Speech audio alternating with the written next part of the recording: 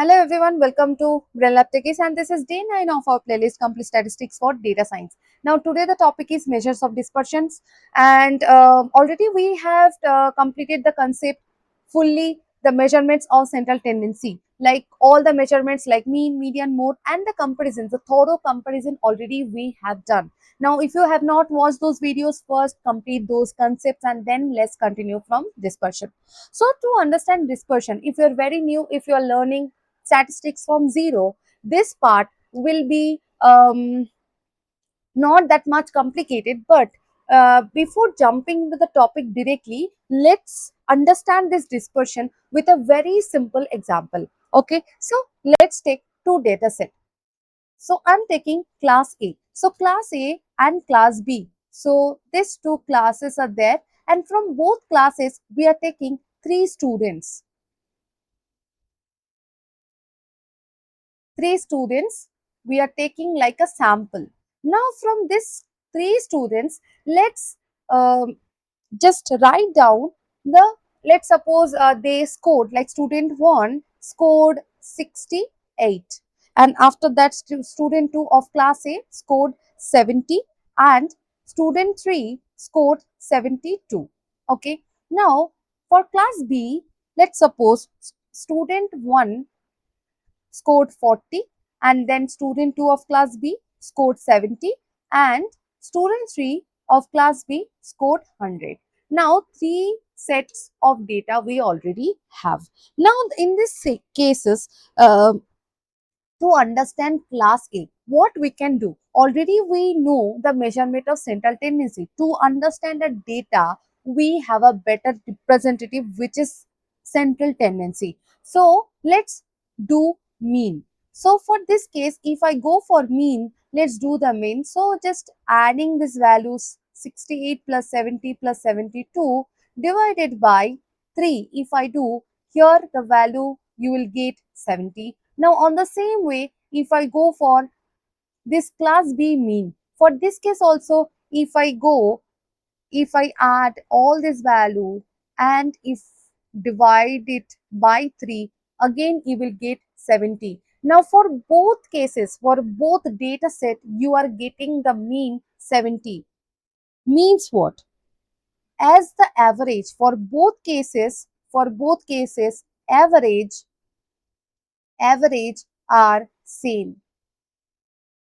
So what is the indication? Can we say this data set are same? Obviously no, because this is a separate data. Here the value are different and here also values are different. But the representative, this 70 and this 70 are same. But it doesn't mean that both data are same. Average can be same, but data are different. So how to understand, how to explain that these these data sets are different? How it is different? So for that case, if you minutely observe one thing, what you can do, you can understand by spread. How? Spread. So spread is a solution. If you're going to understand the spread, what is the spread of data set 1 or the class A? What is the spread? So if I going to understand the spread of the data, are the spread are same? Obviously no. If you see, 72 is the maximum value and 68 is the minimum value. So what is the spread here? 4. Okay. Now on the same way, if we going to understand the spread of class B, for this case, if you see the spread, what is the maximum value? 100 is the maximum value, and what is the minimum value? 40. So for that case, there is huge spread, means 60, almost 60 is the spread. Now this is how these two data sets are different from each other. So this phenomena is called dispersion. So what dispersion is telling us? Dispersion is telling us how the data is being spreaded. Okay, let's understand this measurement with a proper visualization. So I'm drawing one data set. So this is what my data set is. It's a bell shaped curve. Okay, so this is my bell shaped curve, and this is my data set 1. So let's compare the spread. So this is my data set 1. So I'm just writing it, data set 1. And let's draw one more data set. Now this one is my again one more bell shaped data set. Now this is my data set 2. Data set 2. Now let's suppose both are having mean at 0. Okay, so this one is the mean and it is having mean at 0. Now for this data set 2 also having mean at 0. So both data set having means, for this case also this mean, and for this case also this mean, both mean are equal.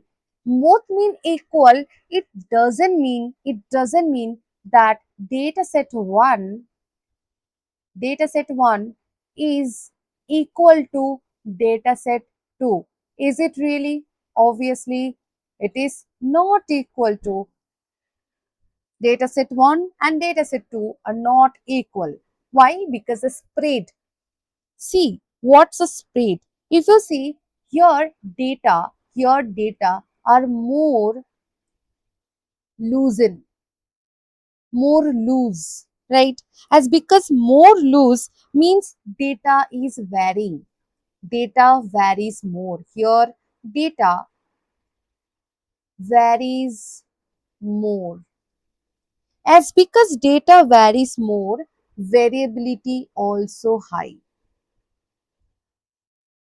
Variability also high. So basically what we can say here, spread is high. Whereas if you compare this data set to here, the data set are more compact. Now as because this is more compact, data are not varies more as compared with the data set 1. So data set or data are not varies more. Okay, so this resulting the variability also very less. Variability also very less. So the thing is, this from this two data set, as you can see, the spread for data set 2, spread is low. Okay, so from this I hope you are differentiating this two data set by its spread, and this phenomena is called dispersion. So what dispersion is actually helping us to do? So I'm just going to ask you this question, that why dispersion? So to understand what you already have understood, now it's time to give the conclusion that why we are studying dispersion. So why dispersion? Why we are going to apply dispersion in data analysis? So what it is doing? It is helping us. So it helps comparing the data set. So compare data sets first of all. Now second thing is, it is showing us, it shows data consistency.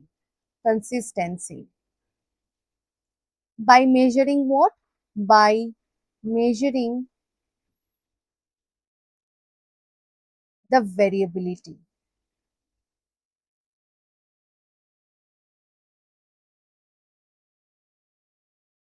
Now how it is actually showing the data consistency, that's a good question, but we will be discussing later. For now, just know that these are the two reasons why we are using dispersion. So let's understand types of dispersion first, then we can go more deeper, right?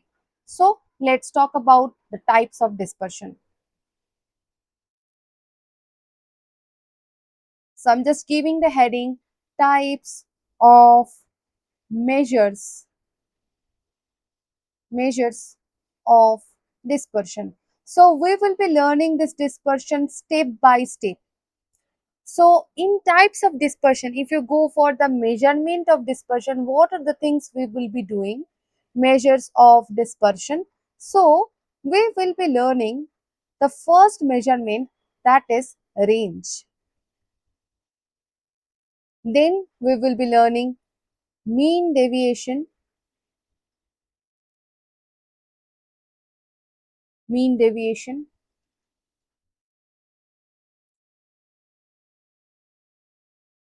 And after that we will be learning variance, and finally we will be learning standard deviation.